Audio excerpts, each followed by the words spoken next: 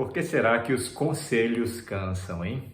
Você já ficou cansado de escutar conselhos? E olha, conselhos das pessoas mais próximas, conselhos das pessoas que você mais ama e que, de fato, também, de forma recíproca, né? Que amam você. Mas você se cansa dos conselhos, né? Por que será que os conselhos cansam? Conselhos cansam porque mostram que a pessoa, apesar de ter escutado a sua fala, né? Escutado com os ouvidos, apesar de estar vendo você, talvez ela não procurou se conectar, né? De forma verdadeira, legítima, genuína, com o que realmente você quis transmitir, né? Suas dores, seus sentimentos, suas necessidades, suas frustrações. Ou seja, daí é quando a pessoa já vem com um monte de conselhos, você se aborrece, né? Você fica cansado, cansada, né?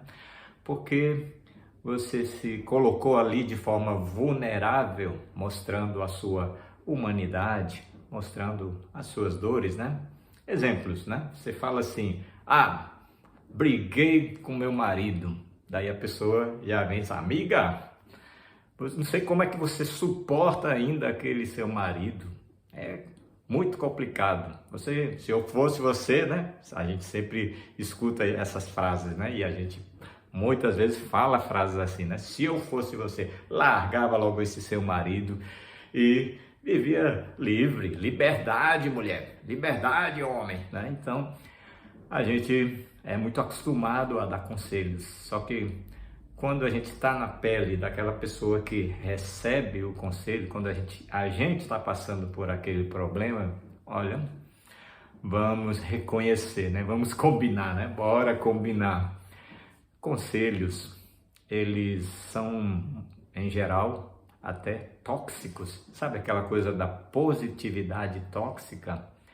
Então, aquele momento que poderia ser um momento de uma escuta ativa, em um momento de uma conexão movida por uma empatia sincera, humana, de coração para coração, acaba se tornando um momento frio, às vezes decepcionante e às vezes um momento que cansa você, né, que está falando e buscando ali um ombro amigo, né?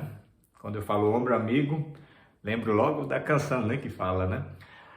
Encosta sua cabecinha no meu ombro e chora, e conta logo tua mágoa toda para mim.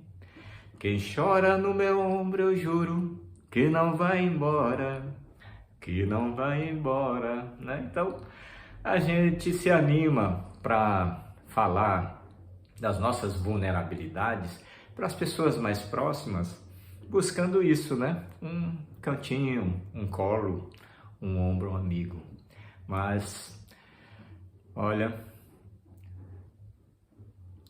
a gente vê, né? Muita gente sem paciência ou sem habilidade, pode até ter a paciência, pode até ter um coração puro, mas pode não ter a habilidade.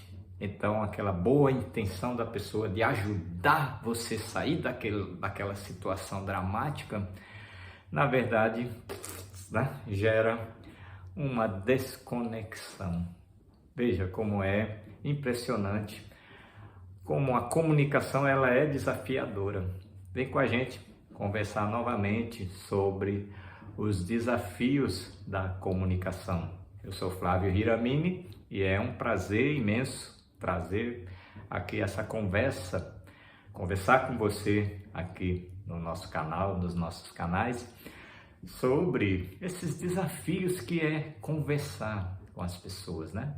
Então, isso que eu estou falando aqui serve não só como um desabafo, né, que você pode estar se conectando aqui com a minha fala, como um desabafo, verdade. Eu sinto isso, estou cansado de conselhos, né? o velho ditado, né? Se conselho fosse bom, não era nem dado, era vendido, né? Então, eu não quero ouvir conselhos. Então, você pode estar se conectando com esse desabafo, mas também é interessante que a gente pode aprender muito com isso, nesse processo de autoconhecimento. Quantas vezes será que a gente também não pode ter falado, utilizado toda a nossa caixinha de ferramentas de boas intenções, de boas ações, de solidariedade para ajudar o problema da outra pessoa, muitas pílulas de positividade para ajudar as outras pessoas queridas a solucionar os seus problemas, mas agora também conhece um pouquinho de empatia, né? Se é doloroso para mim, eu posso pensar, será que não é doloroso também para outra pessoa escutar conselhos, né? Será que eu já não falei essas frases dessa forma? Então, se alguém chegou e falou assim, puxa vida, mais um dia de trabalho maçante, massacrante, viu? Daí, será que eu não já respondi dizendo, já te falei, você precisa colocar limites. Você tem se dedicado demais, seu problema é ser bonzinho demais, seu problema é ser boazinha demais. Não duvido nada que você está assumindo um monte de tarefas que poderia ser de outras pessoas, viu? Falta de habilidade de dizer não, né?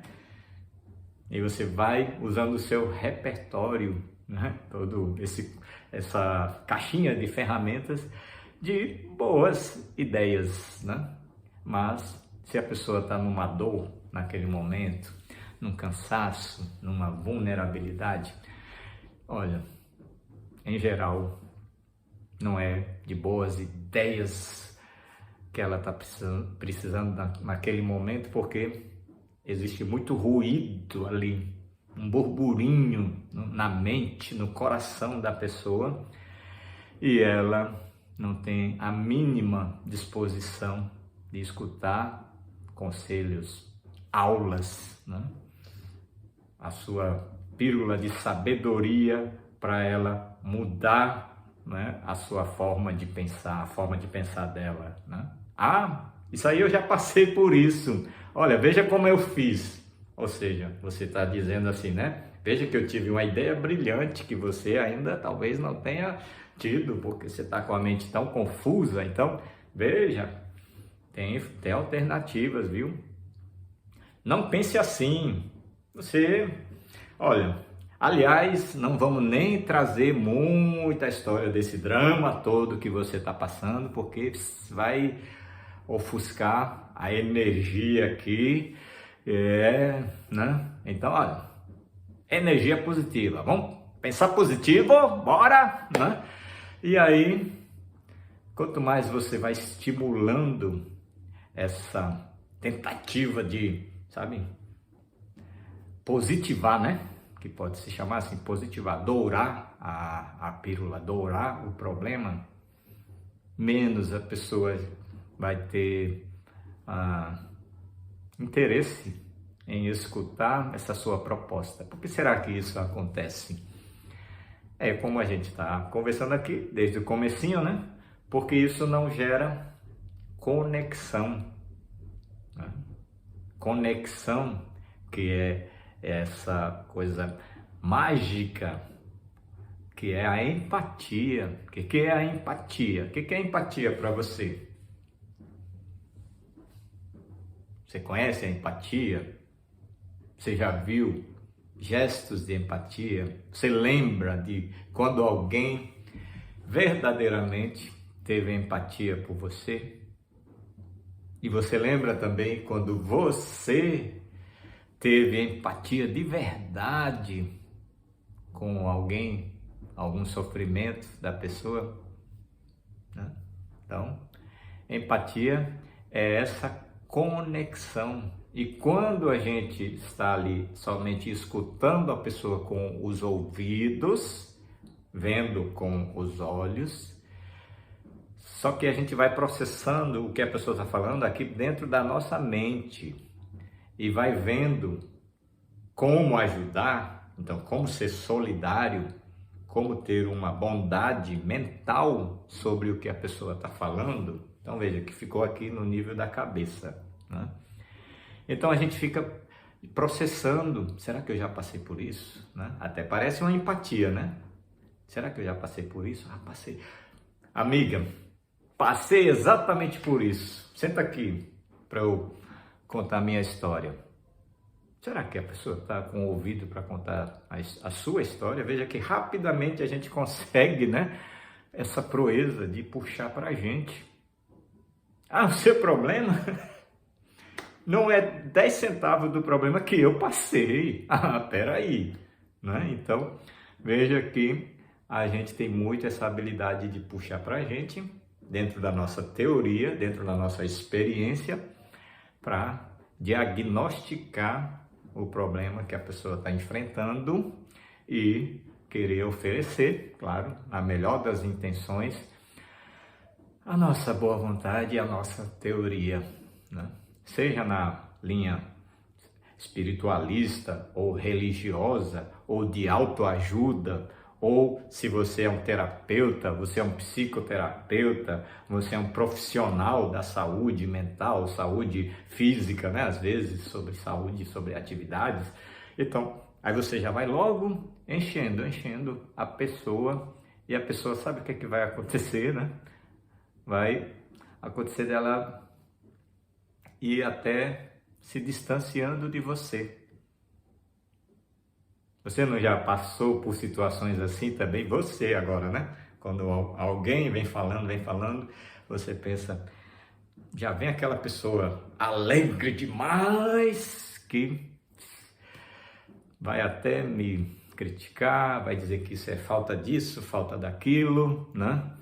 Não estou com paciência para escutar sermão, escutar aula, né? Receber pílulas de positividade. Então, veja aqui, essa primeira tentativa de ajudar a pessoa pode até ser um gesto de solidariedade, mas saiba que, estando nesse nível do pensamento, você elaborando ali, peraí, como é que eu posso ajudar?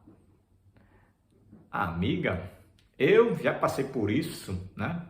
Já dei minha palavra de libertação, né? Dizendo, dei um chega para lá no emprego, você não lembra? Hoje veja como eu estou empreendendo, eu estou aqui, tenho meus riscos, mas olha, não preciso passar por tudo isso que você está passando, né? Ou então se a pessoa diz, olha, teve uma reunião no trabalho, ou nem foi reunião, eu escutei, né, pelo cafezinho lá, de que vai haver reestruturação. Estou precisando falar com você. A pessoa telefona para você no meio, né, do expediente. Ah, então de noite vamos nos encontrar, né? No final do expediente vamos nos encontrar na padaria, na cafeteria. E aí você já vai, né, intelectualizando aquela... Vem cá, o que aconteceu? Não, porque falaram no cafezinho. Ah, peraí, né? Vamos ser racionais. Calma, você está fazendo uma tempestade no copo d'água. Como é que você, né, escutou no cafezinho? Pode ser boato, você não sabe, né, e tal. E você pensa que está fazendo uma grande ajuda para essa pessoa que está enfrentando uma dor imensa, incalculável. Como é que você consegue calcular essa dor se você não exercita a empatia? Então, a empatia é interessante. Ela requer que a gente saia daqui e vá para onde? Para cá, para o coração. Empatia é muito mais silenciar a mente e escutar com o coração. Isso é empatia, você silenciar a mente, escutar com o coração. O que é uma escuta ativa? Olha, escuta ativa, não é escuta passiva. Você está falando, estou escutando. Vou até tomar cuidado para essa energia toda não me contaminar com essa negatividade. Estou escutando, Pronto, tá bom? Ó, peraí, parou, deixa eu te falar.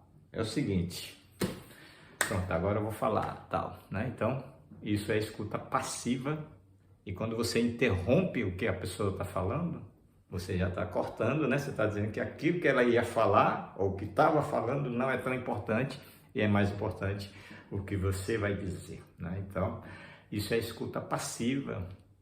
E a escuta ativa, o que que é? É você preparar não só seus ouvidos, mas escutar com todo o seu ser. Você consegue escutar com os ouvidos? Ah, consegue, né? Mas consegue escutar também com os olhos? Você consegue escutar com a presença do seu corpo? Você consegue escutar com a sua respiração? Você consegue escutar com a sua mente? E você consegue principalmente escutar com o seu coração? Então, a presença, ela é a maior expressão da empatia. Presença de alma que a gente está falando aqui. Ah, mas espera aí que eu estou falando numa videochamada pelo WhatsApp, ou pelo Zoom, ou pelo Google. Estou falando à distância. Como é que eu vou oferecer minha presença? Presença de alma que a gente está falando aqui, né? Então, veja que a pessoa vai sentir a partir do seu interesse genuíno, a partir da sua disponibilidade de escutar com presença de alma, ela vai sentir que você está com ela. E veja a diferença. Antes, ela percebia que você está vendo ela, você enxerga ela. Eu enxergo você, eu vejo você. Ok, mas eu ainda não sinto que você está comigo, né? Mas agora, com a empatia, com todo esse, né, conjunto que vem daqui, ó, coração. Vem do coração, a pessoa vai se sentindo muito mais, sabe, conectada com a sua empatia, com a sua compaixão, né? Então, o professor Marshall Rosenberg, né, que está sendo a inspiração aqui da minha conversa aqui com você, o professor da comunicação não violenta, ele diz que a simples solidariedade, ok, já é uma boa ação, mas saiba que não é a empatia verdadeiramente. Solidariedade é uma coisa, estou aqui para prestar minha solidariedade. Acontece muito isso no ambiente de trabalho, né? Porque as pessoas tendem a pensar que ambiente de trabalho não é para estar ali com as vulnerabilidades emocionais, né? Com as questões, foi o que? Discussão com o teu marido? Foi o rompimento do seu noivado? Peraí, você aqui é um executivo, você aqui é um gerente, você aqui é um encarregado, né? Então, acontece muito, mas eu estou aqui para ser solidário. O que é que você está precisando, né? Vai sair de casa, vai precisar uma ajuda, vamos fazer uma cota aqui para ajudar, viu? Ok, já é bom, né? Já não deixa de ser positivo, mas se é mesmo para se conectar de verdade, vem cá, chega aqui, senta aqui e vamos conversar. Você quer falar o que está acontecendo? Gostaria que eu pudesse escutar o que você está passando? Conta aqui, me conta, né? Como diz a canção que mencionei agora há pouco, né? Encosta a sua cabecinha no meu ombro e chora, né? E olha aí, a gente vê muitas histórias, muitas, né? De pessoas valiosas que estão ali enfrentando furacão, turbilhão, né? Como diz, né? Chovendo canivete, né? Tempestades, e estão ali firmes no trabalho, mas podem estar destruídas por dentro. E se no ambiente de trabalho ou com os amigos não há um espaço para a pessoa poder falar dessa vulnerabilidade. E olha, vulnerabilidade não é vergonha, não. Vergonha é justamente você ficar maquiando, né? E você não viver a sua vida com plenitude. Isso é que é vergonhoso. Agora, você ser pleno, dizer, olha, me casei, né? Ah, maravilha! Os amiguinhos, né, do trabalho. E agora? Agora estou discutindo, estou me separando, não vou nem falar para eles. Então não há aí uma plenitude, né, da sua vulnerabilidade humana.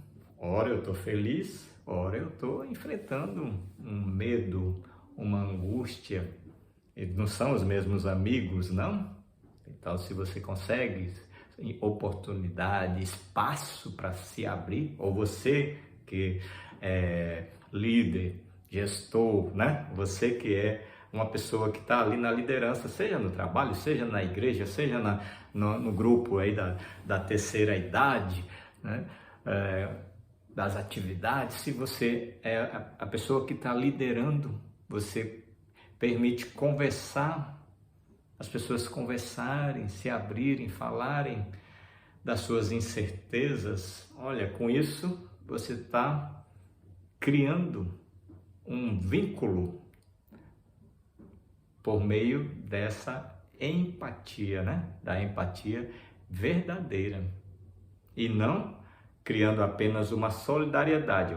Amiga, olha, nada disso, viu? Nada de pensar negativo. Veja que isso aí é até uma tempestade num copo d'água. Pera aí, olha, essa colega aqui, olha, conta aqui o que é que você já passou. E você, conta aqui como é que você fez. Foi parecido com isso, foi até pior, não foi? Com o que ela passou? Então, conta aqui para ela. E a gente vê muita gente, né, dando, como fala, né, no ditado popular, lição de moral. E a gente, quando está do outro lado, a gente não se conecta, a gente se cansa de todas essas formas de tentar ajudar. Que tipo de frases você já ouviu e que você sentiu profunda desconexão? Foi frustrante para você? Se quiser, né, comentar aqui no campo comentários, comenta aqui com a gente. Ou vai lembrando aí. Poxa vida, realmente, quando eu fui me abrir com determinada pessoa, o que é que ela veio? Ela veio trazendo algo que, na verdade, me feriu mais uma vez. Né? A pessoa trouxe o quê? Um diagnóstico, né? Olha, sabe o que está acontecendo aí? Já estou percebendo, porque você está pensando mais assim do que assim e tal. Ou seja, a pessoa fez um belo diagnóstico, né? Feriu você. Julgamentos, rótulos, a positividade tóxica. Por que a gente chama de positividade tóxica? Porque apesar de vir como uma pílula positiva, não veio carregada de empatia, não conectou com algo natural do ser humano, que é a empatia na dor, na tristeza, no sofrimento. Então, tipo, algo que selecionou. Ah, se for alegria, vem falar aqui com a gente, viu? Agora, se for tristeza, olha, ops. Então, não conectou. Então, aquela positividade tóxica se torna uma positividade que recrimina. Eu não consigo ser igual a você, não, né? Eu sinto até uma certa distância, me sinto excluído, não me sinto, né, fazendo parte dessa forma de ver a vida, de ver o mundo. Positividade se torna tóxica.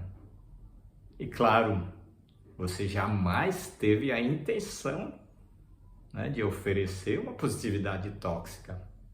Mas veja que na comunicação é muito importante a habilidade e um mínimo de conhecimento do ser humano. Como é que o ser humano funciona? E não é difícil você, apesar de ser complexo, não é difícil você entender como é que o ser humano funciona, sabe? Porque isso mesmo, né? Você é um ser humano. Então é só se colocar no outro lado dessa relação. Quando você se cansou de um conselho? Quando você se cansou de exemplos bonitos que a pessoa trouxe? Sabe quando? Quando antes a pessoa não teve a delicadeza, a habilidade, o carinho de fazer uma conexão empática com você. Já veio logo dizendo, se eu fosse você. Tinha até um filme, né? Um filme, Tony Ramos, né? E Glória Pires. Estão até na novela agora os mesmos atores, né? Mas o filme, se eu fosse você, o que é que o filme fala, né? É uma comédia, mas é muito significativo porque não é fácil a gente julgar outra pessoa. Ah, você é muito assim, né? Muito na linha dura. Se eu fosse você, né, eu ia com mais ginga, um pouquinho mais de molejo. Ah, você é o contrário, você é muito molejo. Se eu fosse você, eu vinha mais aqui, olha, objetividade. Então a gente quer entrar no comportamento, na mente da pessoa. E o que é que a gente está usando? Ó, intelecto.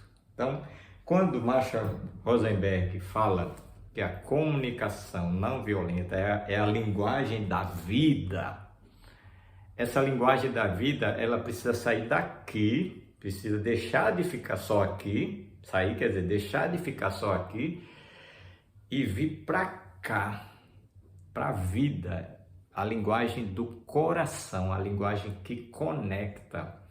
Por isso que ele usa uma metáfora muito interessante, dizendo que toda a linguagem que desconecta é uma linguagem do chacal.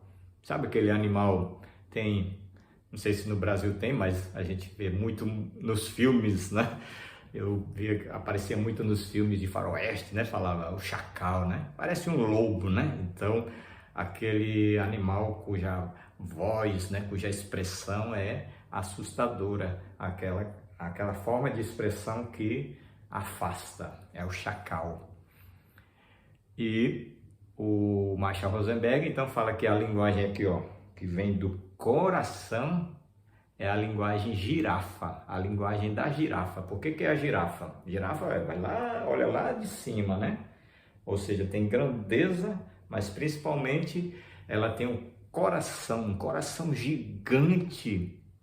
E pelas orelhas, então ela transmite aquilo para todo o funcionamento do coração, né? Essa é a metáfora belíssima do Marshall Rosenberg. Então veja que interessante, né? Quando a gente utiliza a comunicação do coração, a linguagem da vida, então é muito mais escutar do que falar.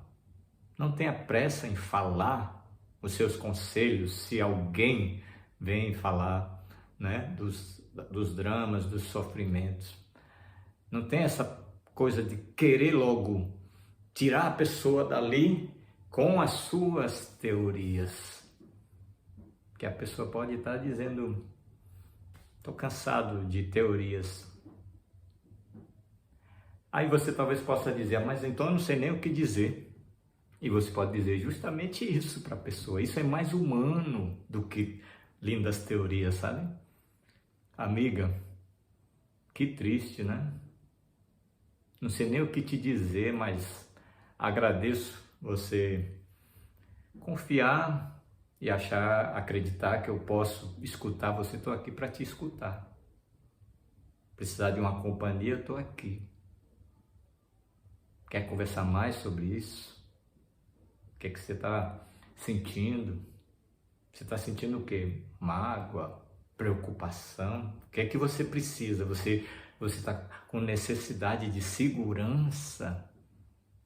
O que é que nós podemos ajudar? Nós podemos ficar mais perto de você? Então veja que com isso você, até com exercício de depois de escutar bastante, tentar adivinhar o que é que a pessoa está sentindo, o que é que a necessidade que ela tem, que está ficando abalado ali, por isso que ela está sentindo aquilo, e o que é que ela está provavelmente querendo pedir e ela não está sabendo expressar. Então você pode tentar adivinhar isso depois de uma escuta bastante ativa. E quando você faz até essa tentativa de adivinhar, pode ser até que você erre, né? Mas sabe o que vai ser belo nesse processo? Vai ser lindo nesse processo? Que você ofereceu seus ouvidos, né? Suas orelhas de girafa.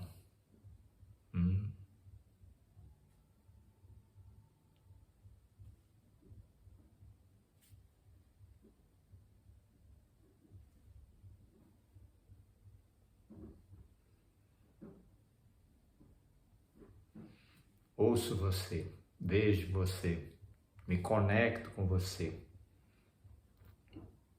E é interessante tentar entender o que a pessoa está sentindo,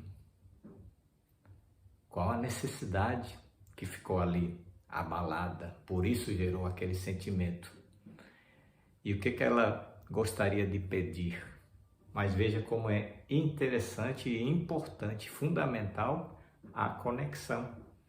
Porque em algum lugar, vamos dizer, no ambiente de trabalho, às vezes, uma pessoa, mesmo uma pessoa da diretoria, né, ela pode tentar utilizar esse método, mas se ela não tiver essa conexão, se ela não exercitar essa conexão, sabe como é que ela vai fazer? Vai dizer, senta aqui, conta aí qual é o teu drama. Tá, entendi. Então, o que é que você está sentindo? O que é que você precisa? Qual a sua necessidade? E o que é que você quer que eu faça? O que é que você quer que o grupo aqui faça? Veja que é uma abordagem que parece que segue as mesmas questões, né? Mas se há essa aridez, né, na fala, no tom, no timbre, nada, eu só queria falar, tudo bem, vida que segue, tá bom? Obrigado. Mas você vai ficar bem? Não, tô bem. Vamos mudar de assunto. O que é que temos agora para a gente tocar aqui nossos projetos, né? Então, não houve uma conexão mesmo que você ou a pessoa, né, como gestor, gestora ou líder, né, tivesse perguntando: o que é que está acontecendo? O que é que você está sentindo? Qual foi a necessidade que não foi atendida? E aí, o que é que você quer que faça? O que é que você quer que a gente, o grupo, faça? É uma cota? É isso? Então tá bom. Puder ajudar com isso. Pronto, resolvido. Vida que segue. E não houve conexão, né? Então, vale a pena, né, a gente exercitar. E gosto sempre de recomendar minhas fontes de inspiração. Então, são livros que são verdadeiras preciosidades. Aqui, neste papo, a gente está o quê? Com 30 e poucos minutos de conversa para enriquecer, principalmente para estimular esse interesse, né? O meu, o seu, por continuar pesquisando. Então, olha, continua pesquisando aqui, ó, Comunicação Não Violenta, de Marshall Rosenberg. Olha que riquíssimo esse livro. E aqui, quando Marshall Rosenberg fala dessa temática que eu estou trazendo aqui para você, ele diz que no livro de Harold Kushner, né? É um rabino, certo? Que perdeu um filho muito jovem, né? O filho muito jovem morreu.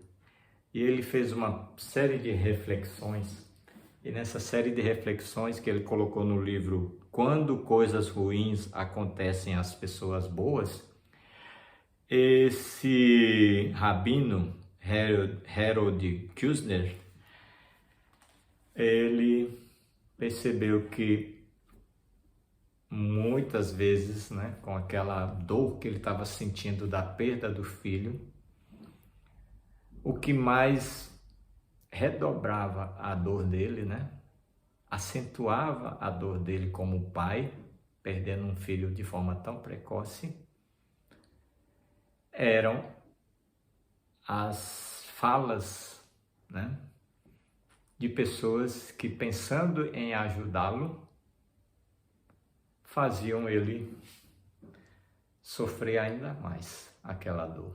Imagina você, né? Você talvez já tenha passado por isso, ou alguém querido já passou por isso. E as frases, né? As palavras que as pessoas dirigiam a ele eram aquelas que mais faziam ele sentir novamente, aumentar a dor. Ele diz que descreve quanto foi doloroso para ele, quando seu filho estava morrendo, ouvir as palavras que as pessoas ofereciam no intuito de fazê-lo sentir-se melhor. Olha, essa é uma coisa tentadora, mas é muito perigosa. Você falar uma coisa no intuito, claro, né, de ajudar a pessoa a fazer, tentar fazer a pessoa se sentir melhor. E na verdade é o que a gente está conversando desde o começo. Sabe por quê isso é doloroso? Porque não liga, não conecta. Você está diante de uma pessoa que está sofrendo uma imensa dor. A dor mais dolorosa da sua vida. Perder um filho de forma precoce. O caminho natural seria o quê?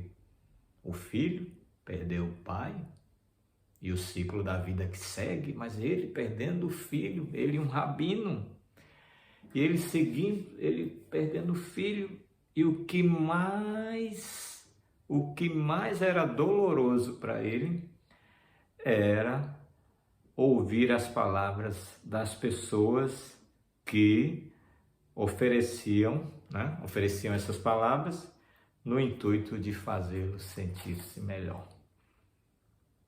E sabe qual foi a percepção, né? Sabe, um despertar, né? Que o Harold Kushner teve, né? Ainda mais doloroso foi sua constatação de que, durante 20 anos, ele estivera dizendo as mesmas coisas a outras pessoas em situação semelhante. Ele era um líder espiritual, era um líder religioso. Só que quando ele sentiu na pele a dor de perder um filho, ele sentiu que era mais doloroso as palavras das pessoas que tentavam fazê-lo sentir-se melhor. E mais doloroso ainda foi ele lembrar que durante 20 anos o que ele tinha feito era exatamente isso, diante da dor das outras pessoas. Eu não tenho esse livro, ainda não li, mas fiquei super curioso, né? O nome do livro, Quando Coisas Ruins Acontecem às Pessoas Boas.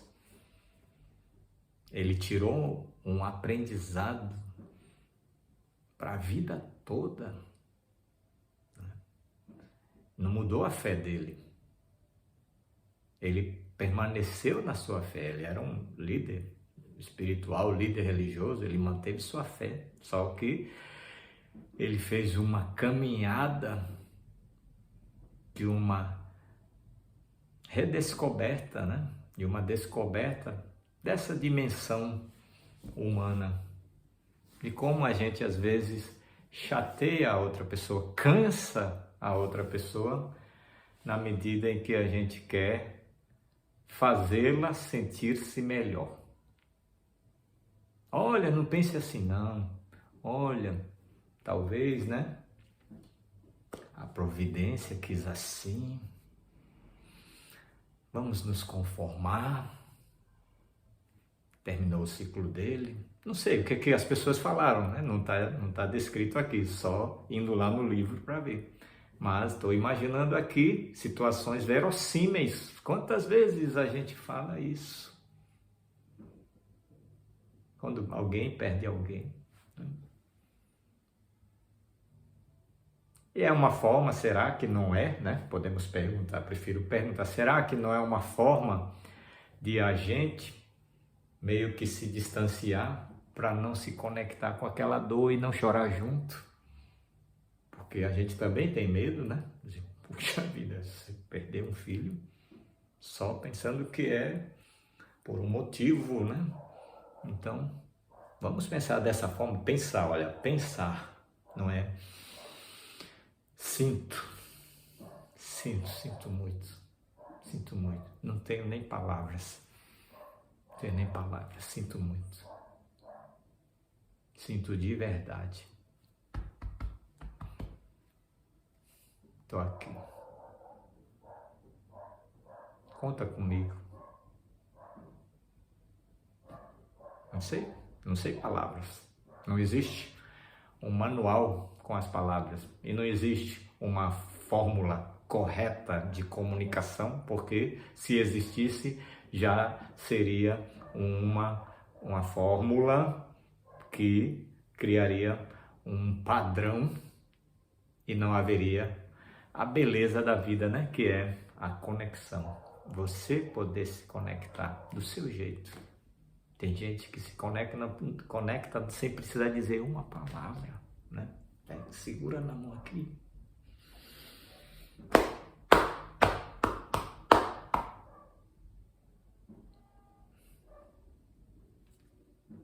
E se existisse uma fórmula, ao passar por situação assim, faça assim. Aí essa pessoa, opa, dá licença, estou querendo falar com o senhor, com a senhora. Perdeu, né? A humanidade, perdeu a beleza da vida, que é justamente a vulnerabilidade. Então, vamos refletir bastante sobre isso e vamos continuar nos nossos estudos sobre os desafios da comunicação.